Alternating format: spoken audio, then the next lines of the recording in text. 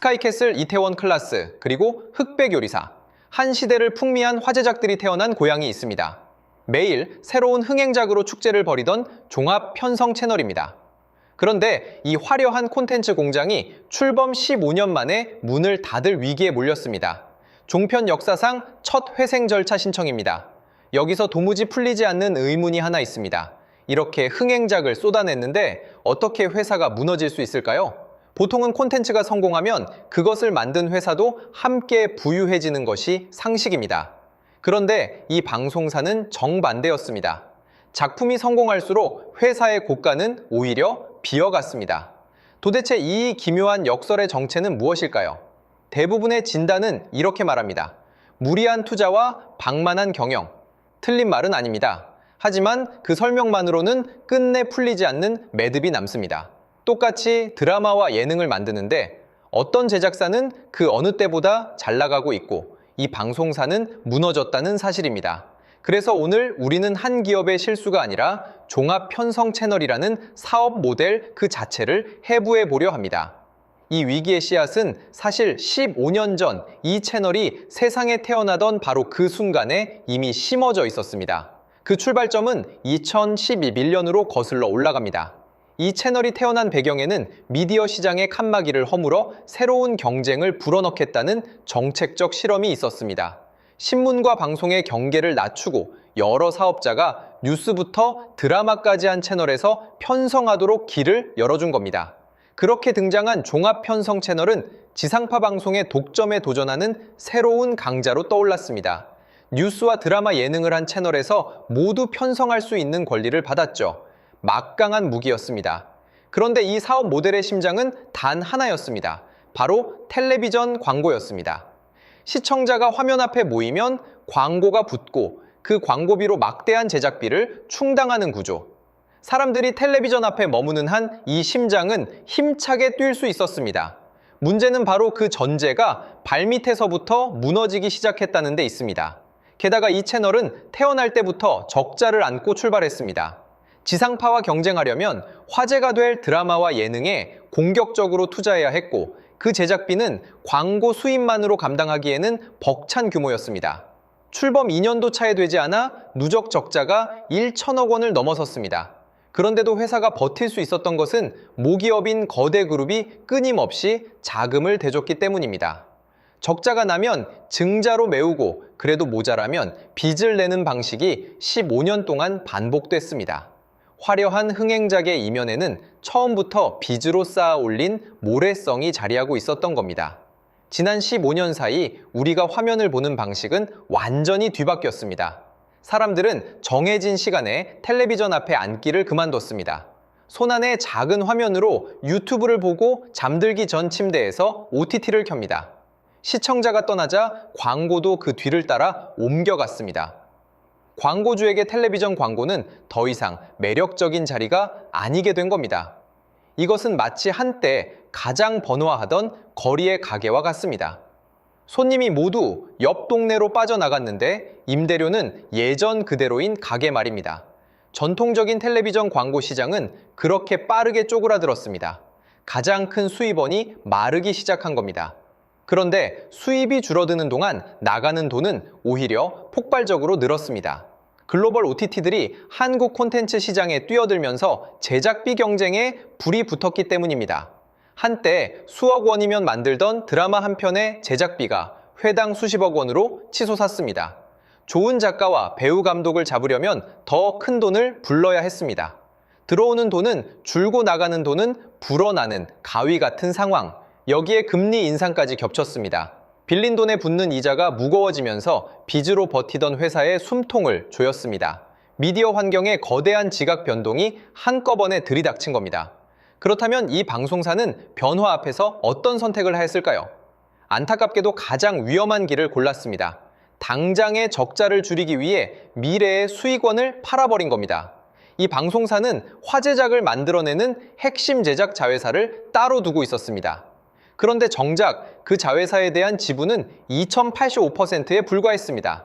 작품이 아무리 큰 사랑을 받아도 그 열매는 방송사 본체로 거의 돌아오지 않는 구조였던 겁니다. 흑백 요리사 같은 화제작이 전 세계의 화제를 모아도 정작 이 방송사가 가져가는 몫은 미미했습니다. 더 뼈아픈 선택은 그 다음이었습니다. 이 방송사는 지난해 말 무려 기획 39개 작품의 지식재산권을 그 제작 자회사에 433억 원을 받고 넘겼습니다.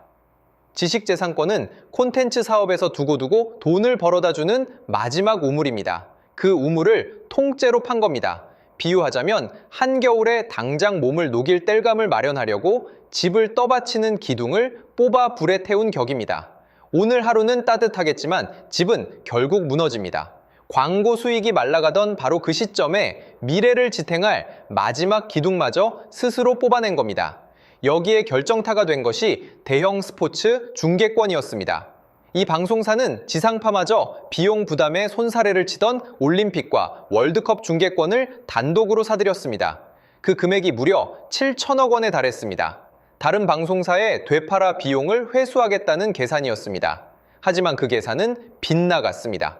천문학적인 값에 사온 월드컵 중계권을 한 지상패 140억 원어치 파는 데 그쳤습니다. 위기에 빠진 회사가 마지막 승부수로 던진 도박이 오히려 부담을 키운 겁니다. 이제 이 사태가 단순한 한 회사의 부도를 넘어서는 이유로 들어가 보겠습니다. 방송은 다른 사업과 결정적으로 다른 점이 하나 있습니다. 아무나 할 수 없다는 겁니다. 방송사는 일정한 주기마다 정부로부터 사업을 계속해도 좋다는 재승인을 받아야 합니다. 그리고 이 방송사는 공교롭게도 지금 그 재승인 심사를 받고 있습니다. 재승인 심사의 핵심 항목 중 하나가 바로 재무 건전성입니다. 회사가 안정적으로 방송을 이어갈 체력이 있는지를 보는 겁니다. 그런데 지금 이 방송사는 회생 절차를 신청한 상태입니다. 방송 정책을 책임지는 위원회의 수장은 이번 경영난을 재승인 심사 과정에서 면밀히 살펴보겠다고 밝혔습니다. 빚 문제가 곧 방송할 자격의 문제로 번진 겁니다. 회사의 생존만이 아니라 채널의 존재 자체가 시험대에 오른 셈입니다. 내부 구성원들이 느끼는 충격도 작지 않았습니다. 사태가 불거지자 임직원들이 쓰던 법인 카드가 갑자기 막혔고 급여 지급마저 일시 멈췄습니다. 화면 속 화려함과 사무실 안의 불안이 이토록 멀게 느껴졌던 적은 없었습니다. 실제로 이 그룹은 위기를 넘기기 위해 서울과 경기도에 보유한 사옥과 스튜디오 등 5,500억 원 규모의 자산을 팔아 급한 불을 끄려 했습니다. 하지만 그 매각마저 제때 마무리되지 못하면서 당장 손에 쥘 현금을 만들어내지 못했습니다. 회사를 지탱하던 부동산까지 내놓아야 할 만큼 사정이 다급했던 겁니다. 법원은 곧 이 그룹 계열사들의 대표자를 불러 신문을 진행할 예정입니다. 회생 절차를 정식으로 시작할지 아니면 채권자들과 자율적으로 협상할 기회를 줄지를 가르는 자리입니다. 그 결과에 따라 이 방송사의 운명도 갈립니다. 새로운 주인을 찾아 다시 일어설지 아니면 뼈를 깎는 구조조정 속에 화면이 줄어들지 모를 일입니다. 분명한 것은 매일 화려해 보이던 화면 뒤에서 한 시대의 미디어 모델이 수명을 다해가고 있다는 사실입니다. 그렇다면 전통적인 방송사는 OTT 시대에 반드시 무너질 운명일까요? 그렇게 단정할 수는 없습니다. 같은 격변 앞에서 다른 길을 찾아낸 이들도 있기 때문입니다. 어떤 제작사들은 텔레비전 광고에 매달리는 대신 자신의 제작 역량을 글로벌 OTT에 직접 공급하며 활로를 열었습니다. 자기 콘텐츠의 주인 자리를 지키면서 새로운 유통 창구를 잡은 겁니다. 또 어떤 방송은 광고 의존도를 낮추고 다른 재원을 다변화해 충격을 견뎌냈습니다. 변화의 파도를 피하지 않고 배의 방향을 먼저 튼 쪽이 살아남은 겁니다. 다만 여기에도 그림자는 있습니다. 완벽한 모델은 어디에도 없습니다. 글로벌 OTT의 콘텐츠를 공급하는 길은 안정적이지만 단가를 후려치는 거대 플랫폼 앞에서 제작사가 을의 위치에 놓일 위험을 안고 있습니다. 재원을 다변화하는 길 역시 그 재원을 어떻게 마련하느냐를 두고 끝없는 논쟁을 부릅니다. 핵심은 어느 한 모델이 정답이라는 것이 아닙니다. 환경이 바뀌면 사업의 뼈대도 함께 바꿔야 한다는 것, 그리고 그 변화를 미룬 대가가 얼마나 혹독한지를 이번 사태가 보여준다는 점입니다. 자, 그럼 이 모든 이야기가 화면을 보는 평범한 시청자인 당신과 무슨 상관일까요? 많은 분들이 이렇게 말합니다. 망할 기업은 망하게 두는 것이 시장 경제다. 세금은 단 한 푼도 들어가서는 안 된다. 충분히 일리 있는 목소리입니다. 부실한 경영의 결과를 국민의 호주머니로 메우는 것은 분명 경계해야 할 일입니다. 하지만 동시에 우리는 한 가지를 함께 기억할 필요가 있습니다. 방송은 단순한 상품이 아니라 우리가 세상을 보는 찬 기기도 하다는 사실입니다. 채널 하나가 사라지는 일은 우리가 고를 수 있는 정보와 이야기의 선택지가 그만큼 줄어드는 일이기도 합니다. 그래서 이 사태는 결국 우리가 어떤 미디어 환경에서 살아갈 것인가에 대한 질문으로 이어집니다. 마지막으로 화면을 보는 우리가 가져야 할 4가지 시선을 남기겠습니다.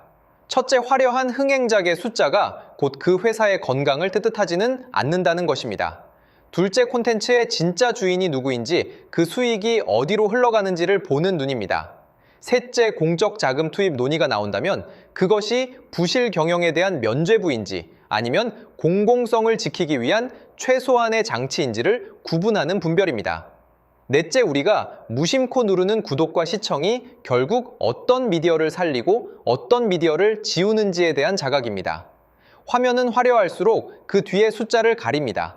한 종합편성 채널의 15년이 우리에게 건넨 청구서는 단지 한 회사의 빚이 아니라 변화를 외면한 모든 사업이 언젠가 마주하게 될 계산서일지도 모릅니다. 오늘 이 이야기가 세상을 조금 더 깊이 보는 데 도움이 되었다면 구독과 알림 설정으로 함께해 주십시오. 화면 뒤에 숨은 진짜 이야기를 가장 먼저 전해드리겠습니다. 지금까지 방송 권력의 몰락을 짚어봤습니다. 감사합니다.